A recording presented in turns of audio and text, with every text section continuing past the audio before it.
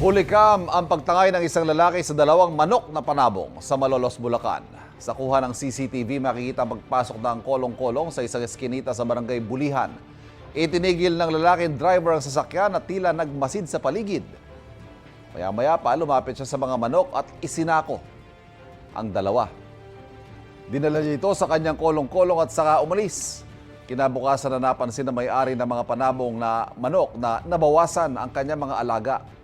Nagkakahalaga raw ang mga yon ng 10,000 piso. Idinulog na niya ito sa barangay para mahanap ang magnanakaw. Batay sa CCTV, may tattoo sa kaliwang kamay ang tumangay sa mga manok. Kapuso, huwag magpapahuli sa latest news and updates. Mag-iuna ka sa balita at mag-subscribe sa YouTube channel ng GMA Integrated News.